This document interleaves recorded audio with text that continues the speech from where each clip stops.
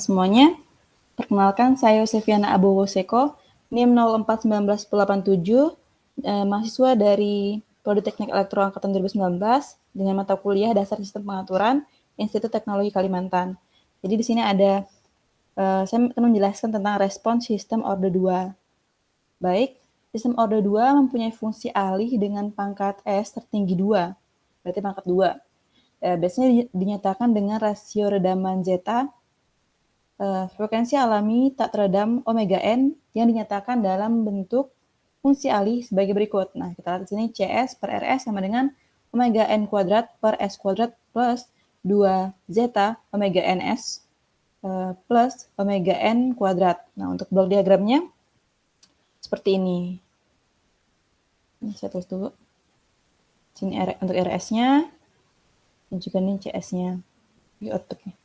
Oke, di sini untuk omega n ini adalah frekuensi sudut natural tidak teredam, dan untuk zeta ini adalah faktor redaman. Jadi kita lanjut untuk respon sistem orde 2. Di sini kita melihat bahwa respon sistem berdasarkan nilai zeta itu sangat mempengaruhi ya untuk nilai zeta ini. Nah, ketika perilaku dinamika sistem orde 2 dapat digambarkan dalam suku dua parameter. Nah, ini tadi zeta dan juga omega n. Nah, ini keadaan jika zeta berada di antara 0 dan 1 atau bernilai lebih besar daripada 0 tapi kurang dari 1, maka loop tertutup merupakan konjugat kompleks dan berada pada setengah sebelah kiri bidang S. Dalam hal ini, sistem dikatakan dalam keadaan teredam dan tanggapan transien beroscilasi atau bentuk gelombang ya. Itu disebut underdamped. Lalu jika zeta sama dengan 1, maka sistem dikatakan dalam keadaan teredam kritis atau critically damped. Dan selanjutnya, ketika zeta sama dengan zeta lebih besar daripada 1, maka sistem dikatakan overdamped. Oke, kita next. Keadaan teredam atau underdamped. Ketika dikatakan tadi zeta ini sama dengan zeta bernilai di antara 0 dan 1 atau lebih besar daripada 0 kurang dari 1, maka fungsinya dapat dituliskan sebagai berikut. CS per RS sama dengan omega n kuadrat per S plus zeta omega n plus J omega D dikalikan dengan S plus zeta omega n min J omega D. Nah, di mana omega D ini tadi, ini omega D, omega D. Ini adalah omega n dikalikan dengan akar 1 min zeta kuadrat atau disebut frekuensi alami teredam dengan masukan sinyal tangga satuan atau step keluaran sistem adalah sebagai berikut. Nah, untuk ini RS-nya ini tadi. Nah, sebagai input unit step-nya. Jadi menghasilkan nilai 1 per S. Nah, sehingga rumusnya menjadi seperti ini. Persamaan menjadi CS sama dengan omega n kuadrat per S kuadrat plus 2 zeta omega ns plus omega n kuadrat dikalikan S. Nah, ini untuk 1 per S ini, sama dengan 1 per S ini. 1 per S ini adalah input unit step-nya tadi, RS-nya. RS itu kan di bawah, dari kita pindah samping, nah ini 1 per S. Atau lebih dijabarkan seperti ini. Oke, kita next. Nah, lalu ditransformasi Laplace balik. Dapat lihat bahwa frekuensi osilasi transien adalah frekuensi osilasi teredam omega D dan bervariasi terhadap rasio redaman zeta. Sinyal kesalahan sistem yang merupakan selisih antar sinyal masuk dan sinyal keluar. Nah, sinyal kesalahan ini adalah ET ini tadi. Nah, lalu untuk sinyal masuk tadi ini adalah ini ET. Dan untuk sinyal keluarnya itu adalah ini.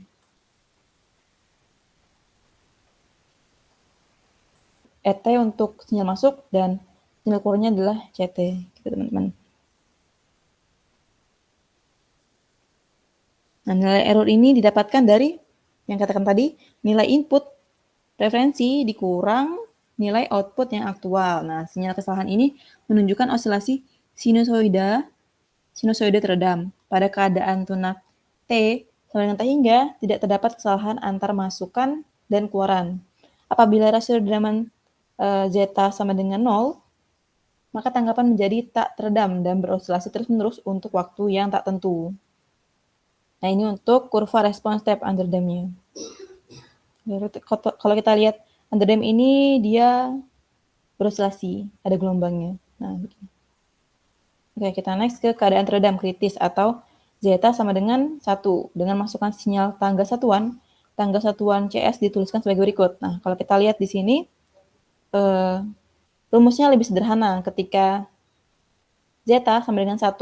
Lalu dengan rumus ini kita lakukan inverse transformasi Laplace. Nah, dengan rumus ini tadi, lalu kita lakukan transformasi Laplace dan menjadi sama seperti di bawah ini.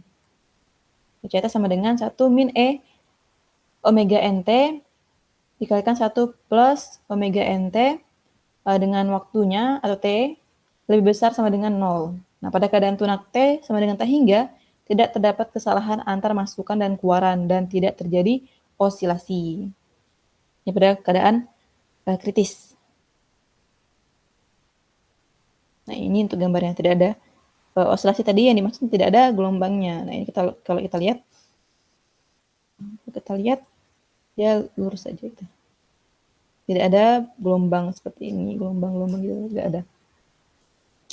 Oke, nah ini keadaan atas redaman overdamp. Ketika zeta lebih besar daripada 1 dengan masukkan sinyal tangga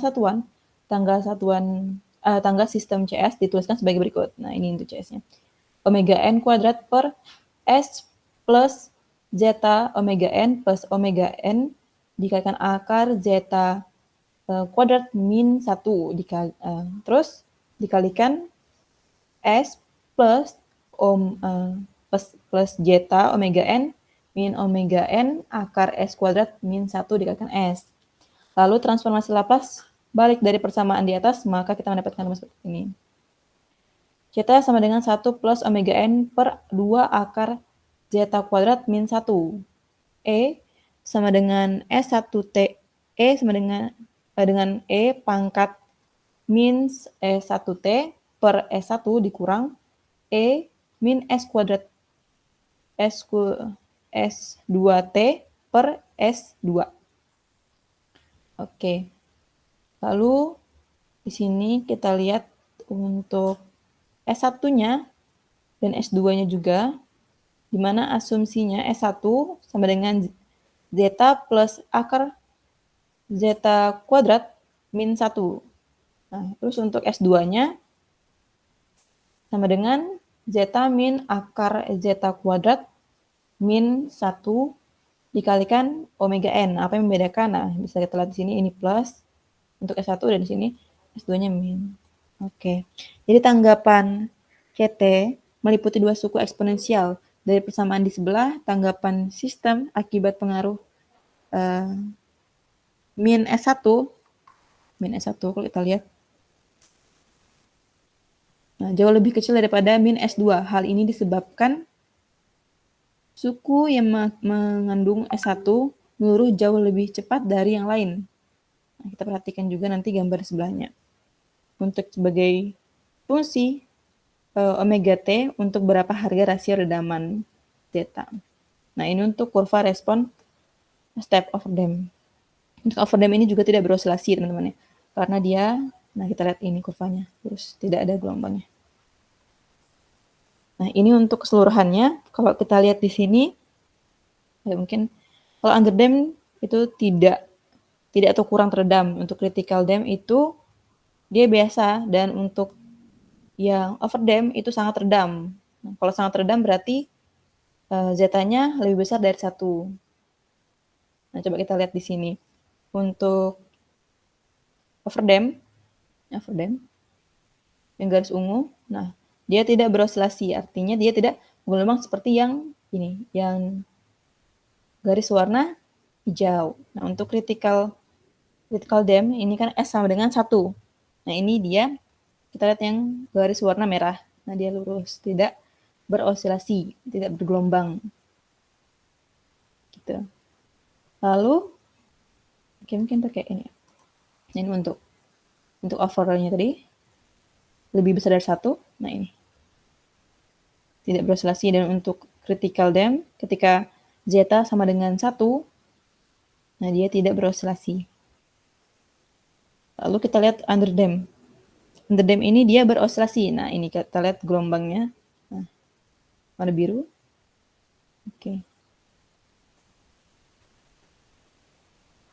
Kalau untuk critical damp ini, dia tidak beroscilasi, lebih cepat decaying-nya daripada overdamp. Nah, untuk undamp ini tidak ada redaman ya, kalau untuk undamp ini. Karena zeta sama dengan 0. Dia tidak ada redaman, maka dia gelombangnya besar. Responnya, step respon terhadap waktunya.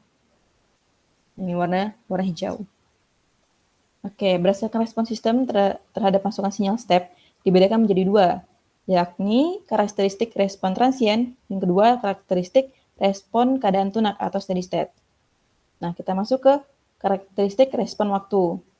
Ini adalah waktu tunda. Apa sih waktu tunda? Nah, ini waktu tunda ketika waktu yang diperlukan oleh respon untuk mencapai setengah dari nilainya pada keadaan tunak untuk waktu yang pertama.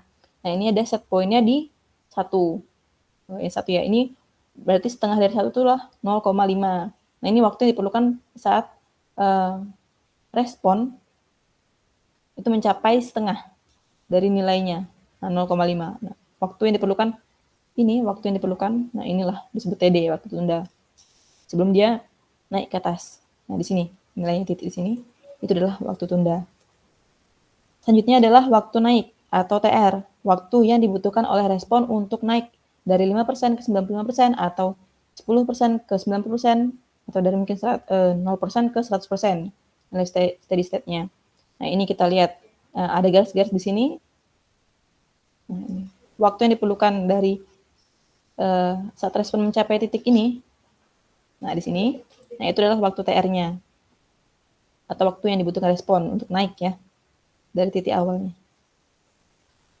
Oke, kita next. Waktu puncak. Nah, waktu puncak ini bisa kita lihat nih, di sini ada puncaknya. Jadi waktu yang diperlukan ketika respon mencapai titik puncak.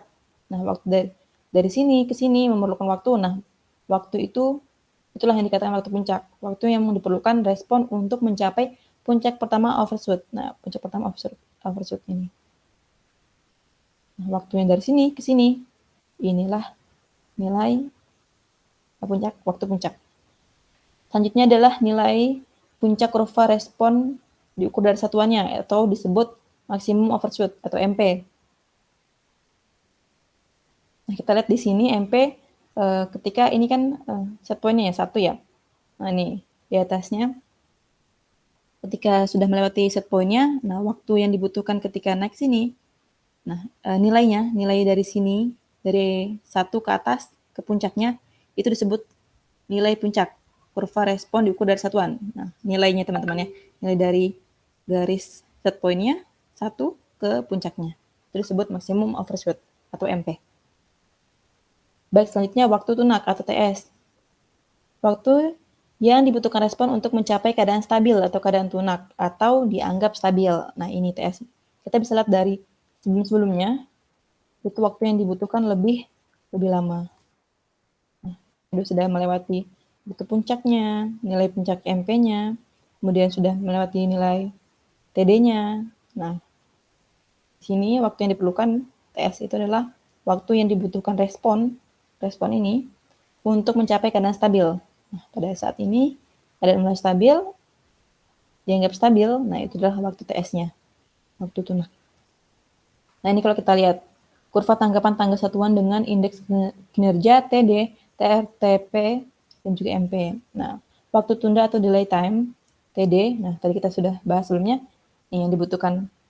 Ini gambarannya lebih lengkap ya teman-teman, maksudnya sudah disatukan TD, TP, TR, TS juga biar lebih mudah membandingkannya. Nah, untuk TD tadi, waktu yang dibutuhkan saat mencapai nilai setengahnya, 0,5-nya. Nah, dari sini ke sini, inilah waktu TD. Untuk TR-nya, TR tadi saat mencapai nilai satu ini.